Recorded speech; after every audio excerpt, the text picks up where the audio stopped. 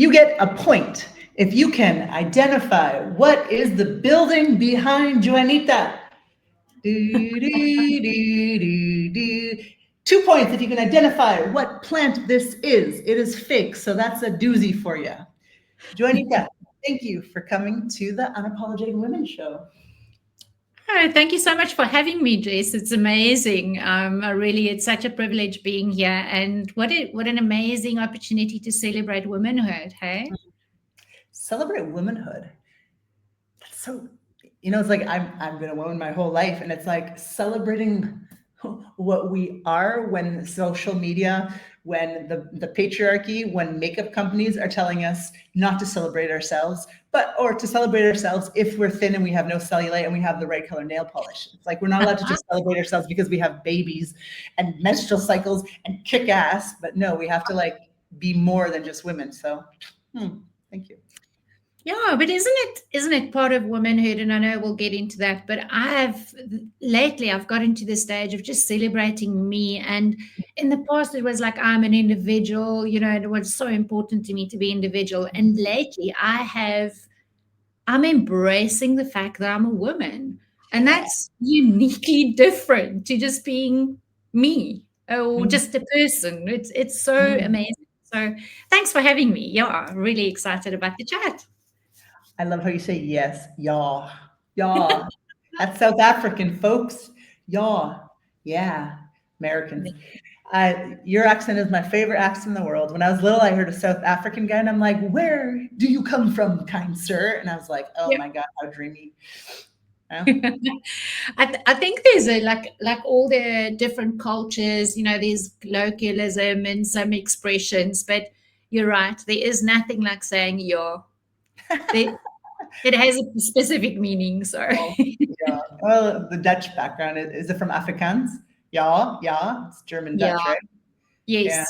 Yeah. Yes. Yeah. Even when she says yes, it's very different than my Canadian yes. Yes. Your E's are a little bit like Australia, like me, the Southerner sound, right? Texas, Australian.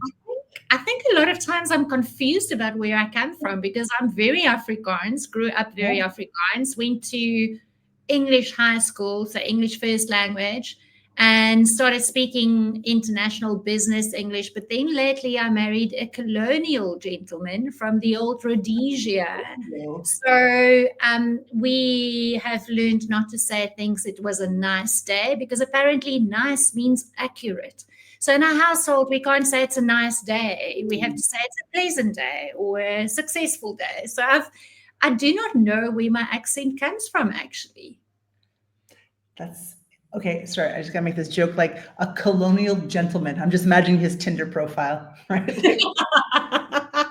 He's right, colonial. Absolutely, and on top of it, he's an artist. So these expressions in this household that sometimes I think don't come and visit us. You're going to get confused. Okay, let's talk about your household. And as you so unapologetically show on your LinkedIn, you took a break for a year and a half, 2 years because of health things. Coming back stronger, more women celebrating, more strategic. What are you coming back as after this thing? Me. In short, me. Yeah, as on my LinkedIn profile, you've seen I had a stroke in 2023. Woke up one morning, was still fully working and, chasing the dream and the business and showing up everywhere and being everything to everybody else around me. And then I woke up with a stroke that affected my eyesight, my speech, my confidence, and my business. Just went to stand still for about 18 months. So a blessing. For such a long time, I looked at it as, less than and what now and how am I going to cope? And I was waiting for such a long time to be the old me again. Until I realized I'm uniquely me right now with a stroke, with a blessing of recovery, 100% recovery. But I think actually much better in valuing balance, in valuing who I am and not who I should be for other people, in valuing what I can do now. We so often run our lives with what we used to. And I think a big moment for me this year, I'm turning the big 50. Oh, really? And yeah, July, it's going to be a big one. And for such July. a long time, I was scared of it. For 30, 40 years, you do life as you know it, or as you know your mom did, or other key women and men in your life does, and live their life. And I got to a stage where I really had nothing but time to think about who's Juanita, what do I do really well, what do I struggle with, and what do Oh, I that was don't do cool. well. What are the things I just not good at, Yeah. or less good at, if you want Mm, to put it like that. And I think I came back with really designing a life that mm, I want to live, and mm, not coming back to a life I have, if that mm. makes sense. Wow. Well, I'm just still stuck on I stopped listening. No, I didn't stop listening, but I was so blown away by who are you coming back as? Me. Yeah. And it just it's just beautiful because me in different stages. It's Ram. Hello, Ram from India. I know you've Hi. worked with people in Pakistan and India. Have you not? Yeah, Yeah. Bangladesh, India, Malaysia. So yeah, hello, Ram. Wonderful. And when you have you lost some of your speech, you I lost did. your voice, if I can say it like that. And our retreat above her head is called Yeah. your your voice. What does that title mean to you? What does that mean to you after 18 months of healing from unpredictable stroke? Well, I actually did lose my voice because I couldn't string two sentences together without forgetting what I want to say. Oh, wow. My brain just didn't function. It's like there was a gap. The neurons didn't connect. Oh. And hi, Verena. Oh, nice to see you. It was very difficult for me because I was concentrating so much at the beginning in terms of, when I say something, how will other people perceive it? When I say something, will it make sense to them? When I say something, is it strategically correct to say this? When I say something, do I Mm, come back as a damaged Juanita? So will mm, people see me as damaged because I had a stroke, a cerebral stroke?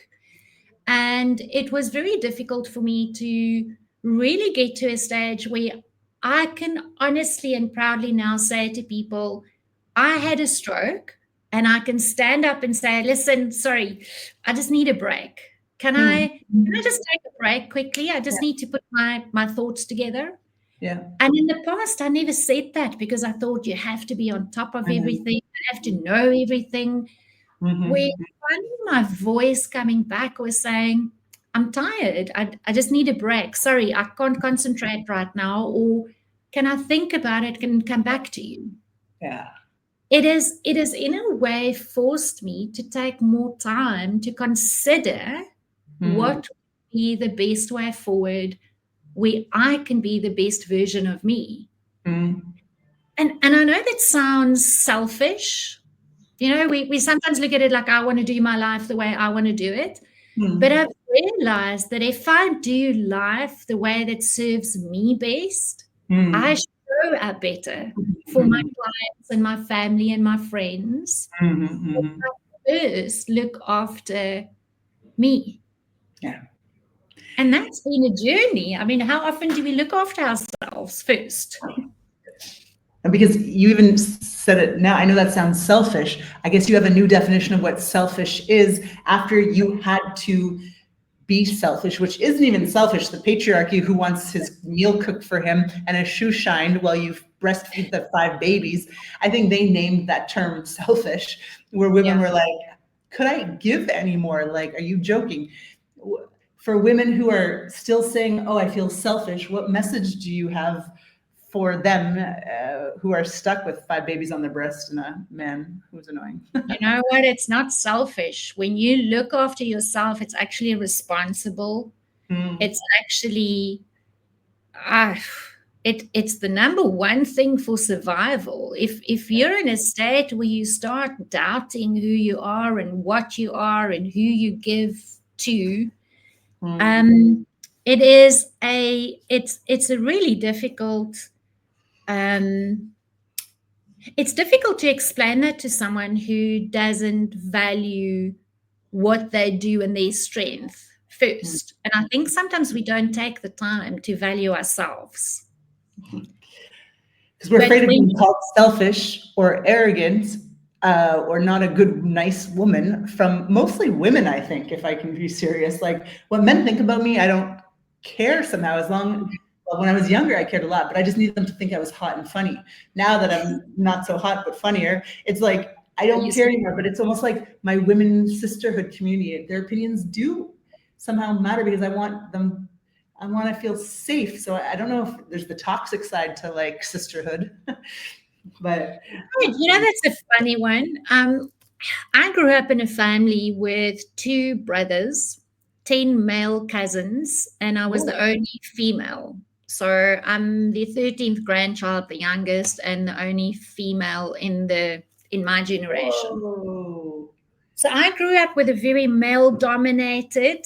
If you want to hear your voice heard, then you have to speak very loudly or wait your turn or follow a career. I remember I was being told to follow a career where I can find a job if and when my husband travels to any other place in the world where Mm, his career takes him. yeah. And I'm a bit of a rebel. If you don't know that about me, I'm a bit of a rebel. So in the past, I would just do things to be different Cool. for the sake of being different. Nice. And the sabbatical, the health sabbatical, forced me to really look at who I am. Mm, And I think something that changed it for me, I lost my father last year, November. And mm, that was the last strong patriarchal connection with who I was supposed to be. You know, when you mm, grow up as a kid, you're supposed to be certain things, or they yeah.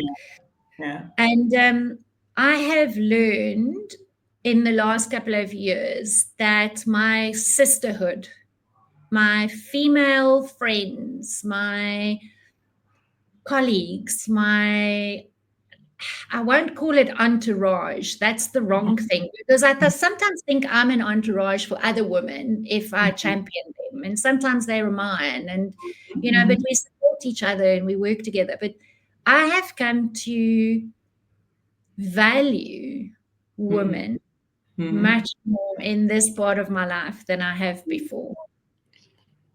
When you say it, even there's this warm feeling that I know you're being authentic, and you can't fake that. So it's like I have a best friend, Katrine, and she's never jealous of anyone. And I'm like, I am chubby Barbie. I've been jealous a lot in my lifetime. I'm like, I'm 6 feet tall, you know, I mean, I'm jealous of the time. And she's just never jealous of anyone. And over the years, you know, you spend enough time with someone, you start to go, why would I be jealous of other people's beauty? But it takes a maturity and a self-confidence to get there. And through your sabbatical, you had time and space to reassess what your father and all your freaking male cousins had said about life and Yeah, come out as you. Maybe you weren't as you before. Now you're like shiny, cleaned out, like ready to entourage yeah, Johanita. yeah. I Hmm. think I want to put a different perspective to this. Sure. And you said self acceptance just now. No, you said self confidence. I have the self confidence to come back. And I actually want to tell you, I didn't have it. No. I had the most doubt about who I am and what I am and how good enough I am or not am. The Hmm. change to me came through self acceptance, self Hmm. Hmm. I fell in love with who I am again because there's no masks anymore. I had no masks when I couldn't speak and couldn't walk and couldn't see. I was just me. And Hmm. I think that. when we accept who we are, when we start loving who we are, we show up in the world differently. We show up differently to our friends. Because when we accept who we are, we indirectly give our fellow women next to us, our friends, also the right to be just them. There's no comparison. There's just is. You just are who you are. Well, I was trying to visualize it and what you just said, like I couldn't speak, I couldn't walk, and I couldn't see. Did you say those three? Yeah. What the hell am I without those? I'm a blob, and that blob is me. And I suppose that experience, I don't wish it upon myself, if I can be honest. But what you have learned in this, well, a stroke is a near-death experience, if I Yeah. label it correctly. Wow, what a going from someone who didn't doubt herself very much, because you did very well. There's lots of awards you ran the PSA, the conference, all my friends in South Africa, they're all your friends. They're more your friends than mine, but you're known, you were successful, and then you can't even speak.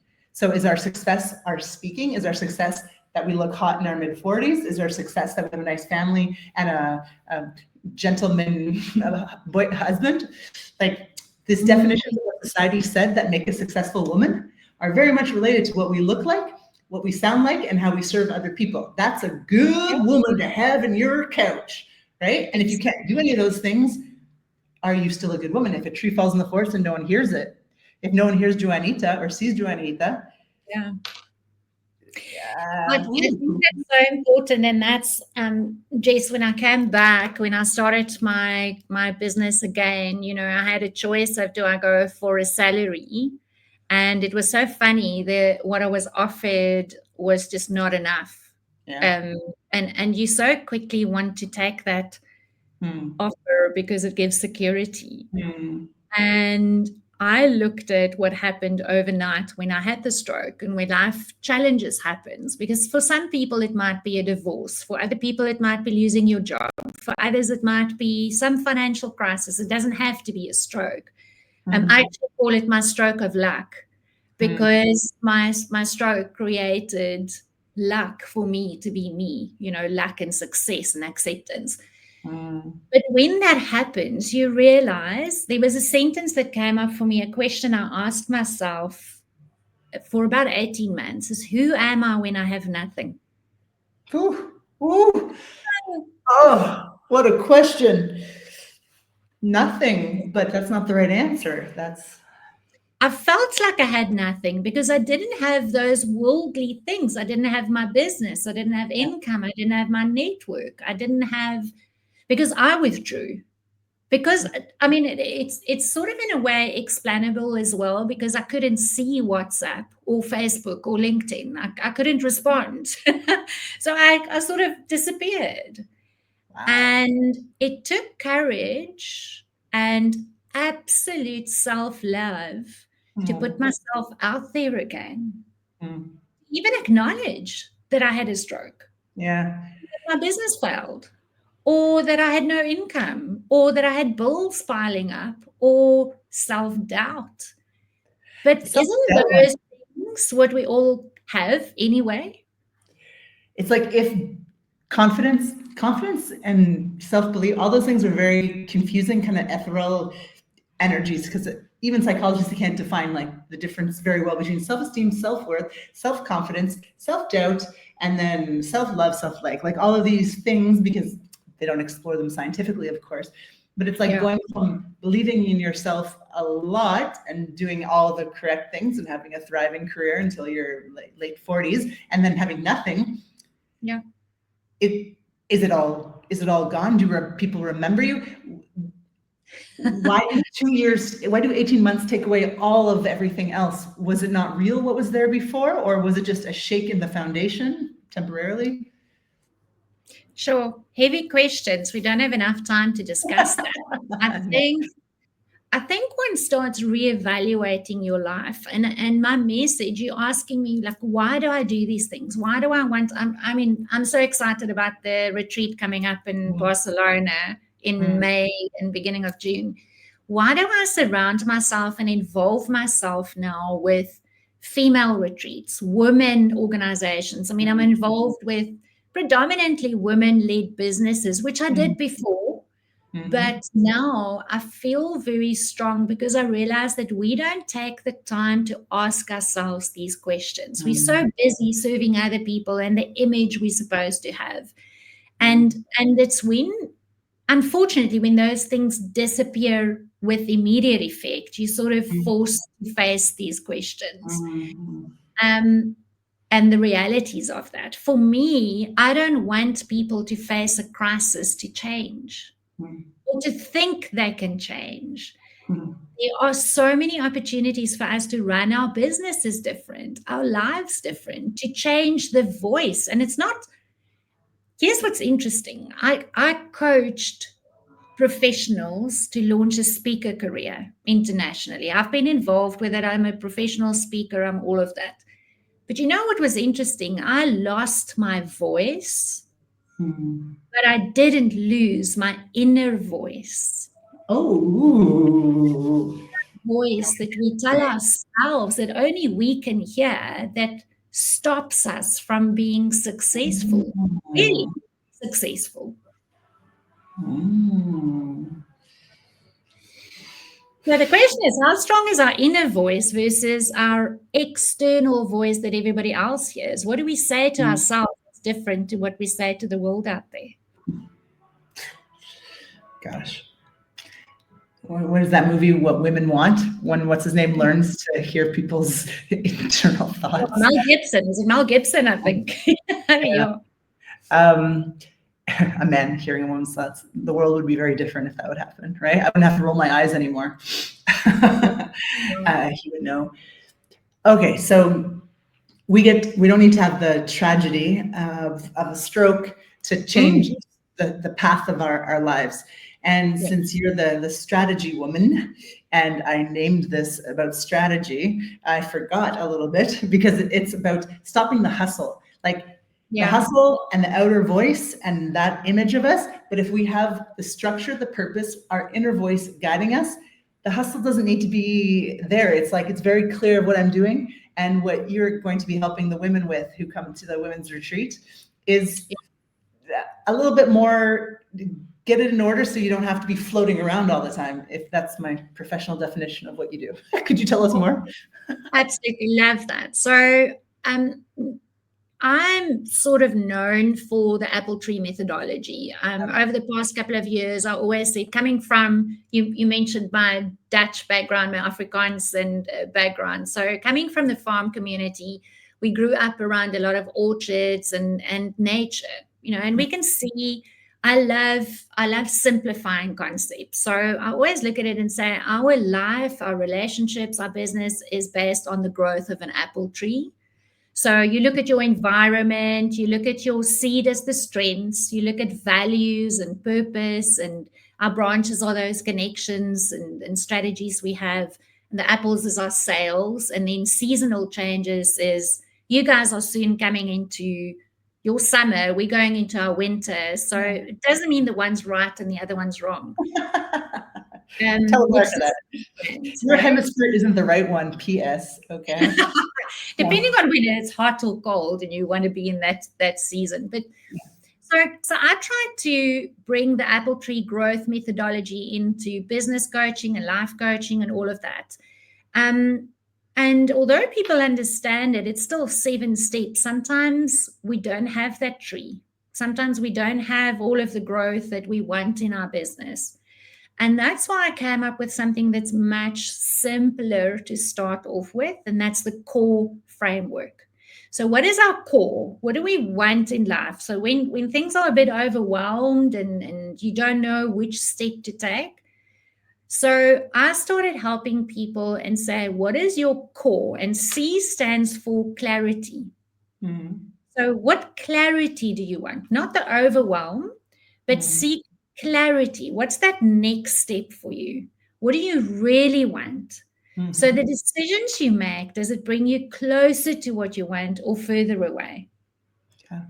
So get clarity on what it is do. So let's take it to our digital businesses. Is it a speaker business, a coaching business, a product business? Is it, as a coach, a consultant? What is it? Get that clarity, because And in start. finding clarity, you know what to do. Okay, so all of my friends, we have the same problem. It's like we know we do all four of those things. There we How go. would you classify that for those of you listening who are similar? So that's the nice part, is if you always like, what do they say? Jack of all trades and master of none, or Jill of all trades and master of none. It's not a problem if you do all of those, because I also do a lot of things. But finding the clarity to know that when you speak to someone that's interested in you as a speaker, you have a landing page that only speaks about you as a speaker. So it declutter everything else, the noise, and they can go and find you on your speaker page. If you're a coach, you market your coaching programs or your consulting programs. So you have a page that says, I'm Jessica and this is everything I am. But if you're looking for my speaker fees and speaker topics, go here. Okay. So that leads into that O, which is the optimization. So if you find clarity, we can be everything. I mean, given we're women, we are multiple things at once. And I'll breastfeed at the same time as I iron and stir your pot of stew for tonight while I am a speaker, coach, therapist, and consultant. There we go. Been there, done that, the mother thing, but not cool. So get the clarity of what you are speaking about specifically today. Okay, for this particular client, what are you speaking about and who are you being? Then O stands for optimize.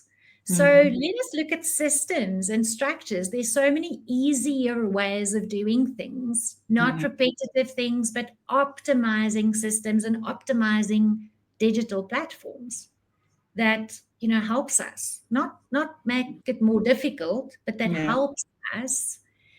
And then once you've decided C and O, because I always like that, am I a coach? Am I a speaker? Am I, corporate? Am I, and you get into that identity crisis, but speak about the specific thing. Then when you've done the C, the clarity, the O, the optimization, R stands for re-engage. And I'm an example of that. What I was before 2 years ago and who I am now. You don't have to explain to people. We all evolve. And if you look specifically at the digital world, things change almost overnight. So as long as you re-engage with clarity and optimization, now you are empowered. So don't come from I'm so sorry I had a problem, or I'm so sorry I changed, or I find a lot of women start apologizing for who they are before they state who they are and what they do. Which is only like 20%. I'm not A, B, C, D. You are G, H, I, J, K, L, M, N, P, you are the D. But why do we start with apologizing? It's just ingrained. So this movement that I'm starting and having this event in May is the unapologetic movement. We have our core, and we are empowered, and we do not apologize for not being everything to everyone. It's like, stop the hustle and stop the trying to like be everything to everyone. I'm exhausted just trying to do that for a couple of years. And isn't it amazing where I think it is so enlightening and so freeing to not have to know everything. What I love about the digital world now and about things change. You're supposed to know more tomorrow than you are knowing today. So why do we apologize for saying I haven't figured it out yet? We're all on a journey, aren't we? We're figuring it out with support. I just feel like this is like a women's way of talking. Like, I don't know, a lot of guys would be like, I'm just figuring it out with support. Like, I don't know if any males said that, because we are allowed to and been socialized to ask for support. Too much. We're like victims in most movies and in most until 50 years ago. But if we can optimize how we were socialized, instead of being like, oh man, we were socialized to be a sisterhood and community, and our power is in our strength of our friendships. Well, yeah, let's Yeah. use that. Like, you got friends in South Africa, I got friends in Zimbabwe, you have a friend in Alaska. Like, oh my God, yes, we don't have all the things that make men maybe successful in other areas, but we have like watch out, the power of women united supporting each other. There's nothing to apologize, right? So I think we have to like rewrite what our weaknesses, our lacks that maybe people point out are actually like, no, look at the flip side, honey. Like, men would be dying to take courses from us if they really knew. Yeah. Do you know what's an interesting thing? I have to jump on that because last week I'm believer in accountability groups. I've done that for years now. I have really strong accountability groups where you can, anything and everything's on the table, but you also have to be brave enough to receive feedback because you allow people to speak into your success. And that sometimes is uncomfortable when someone has to say to you, do a little bit less of this and more of that. Yeah. But it was interesting because I had a conversation where I said, I think I'm going to focus on women-run businesses, women entrepreneurs, women leaders. And this gentleman was brave enough to say to me, don't limit yourself, Johanita. Because I am vulnerable, apparently, now that I'm back and re-entering the marketplace, apparently I'm vulnerable, empoweredly vulnerable. In the past, I would just be vulnerable. But now I'm strong enough to say, I battle with this, or I'm strong in this, or I need support here. And because I'm like that, this gentleman said to me that it gives him the approval to say, I don't know. He felt like being vulnerable, but empoweredly vulnerable was the okay, the door opener for him to say, what can I learn from you? From the mouth of the horse, I don't know what that expression, from the mouths of babes, the truth from this. It's interesting when someone gives you permission to do it and you have a strong energy. You're like, businesswoman, this is the energy that I'm loving that you're bringing to our voice in Barcelona. So you have like the both sides. And I think the fact that you do have the both, you're not just like, I'm going to be mean to my German relatives, but like this German wears gray, like very masculine, efficient, empowered woman, where it's almost scary to work with her because it's so strong to some degree. You have the vulnerability and also the connection to the female side. So it is interesting if you're able to balance both of them, and what a gift it is to allow men to try a little taste of the freedom and the wonderfulness that we feel when we are vulnerable. So that could be a very beautiful gift for your clients. Absolutely. And I think, one of the, we're talking so many things. This is the maximizer in us coming out. You're also one of those. You can do so many things. But I have, because I've worked with leaders before and international business people, I find myself working a lot with different wired, how do I pronounce this? There's a politically correct word for it, and I'm so scared that I mess this up. Different brained individuals. So whether you have ADHD, whether you have menopause, whether you have autism, whether you have highly intelligent people, different disc personalities, all of that. What I find is when you have the openness of saying, I have space for anybody else in my life that might be different to me. What can we learn from each other? And that's what I love about finding your voice. It's not a feminine voice. It's not a male-dominated voice. It's just your voice. Find your unique voice and be confident and empowered in that. Isn't that the support and the secret of success is help? If I can help you be stronger, then I've succeeded for the day because I've seen you grow. It's beautiful. If I'm strong, they're stronger. Yeah. right? And it's like just looking at women. I'm a therapist, so many toxic relationships my clients come to me with, and I'm like, he's gone. He's got to be gone, right? No, like just this dependency because they're so not strong in who they are that they need any kind of strength, which is toxic strength. But it's like if that changed, the women and it's so revolutionary when women get self belief.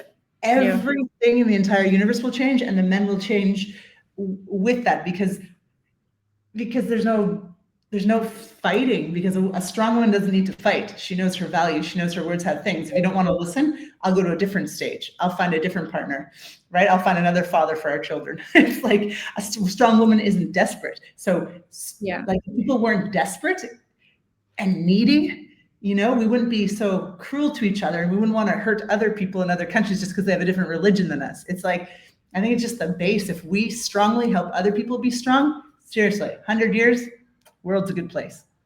Absolutely. And that's what I said to you earlier. That question sometimes haunts me, but I'm so grateful for it. Who am I when I have nothing? Who are you when you're not in a relationship? Who are you when you are in a relationship? Who are you when you have a business that succeeds or not?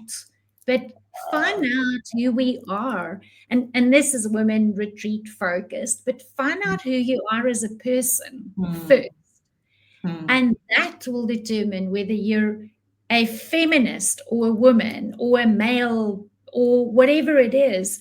For me, it's about be the best person that you are. And if people ask me what do, I help people focus on what's really important. And yes, business is important, but it's a part of who you are.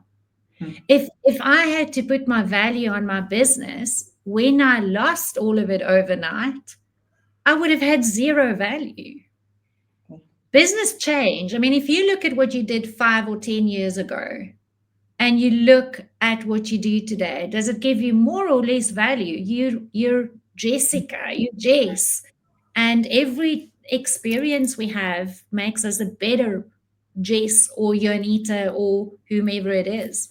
That's what we need to focus on when we build businesses and our voice. It's about a whole person, not just what you do as a business, but who you are as a person. I could listen to you all day. And then you'd also teach me these things that I need to do for growing my voice business. And so I'm pleased. We say pleased as pudding, I think, somewhere in America, somewhere, that you're going to be leading some pre-retreat workshops. We are. And so that's going to be coming up in March, the month of women. So I will be inviting everyone to those. Do you want to talk about the first one? Yeah, I want to. So our retreats that we are going to do. So the first one is about your digital presence matters. So what do we put out there about ourselves? Because it does matter, believe it or not. And that's the first understanding of the power of your online brand, the power of who you are. And that's going to be open for people to come and have a look and get like a teaser, a little bit of a taste of what we'll do at the retreat. Okay. And then for those people who will come to our retreat, we are going to do it differently because we are about relationship. So our second session will be about networking and positioning yourself before we even meet in person. So I really look forward to that. As we women, we love connecting to people.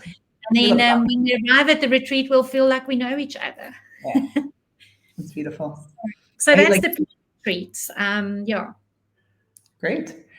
Okay, well, you and I are going to find a date we're going to have a date, me and Johanita. When I was 22, I lived in Mexico. I had a Mexican boyfriend, and he used to, Ita means little.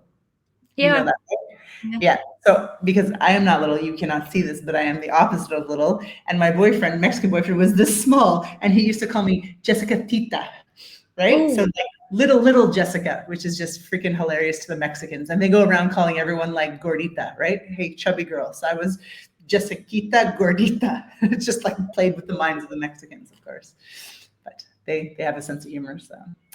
So my little Johanita with big ideas. I we'll let people know when we're doing the first pre-retreat workshop about your digital image. There we go. We'll do that. And just a bit of a teaser. So, what will be coming up at your retreat is we will help people, to ladies who attend it, to create a workshop, to put it together.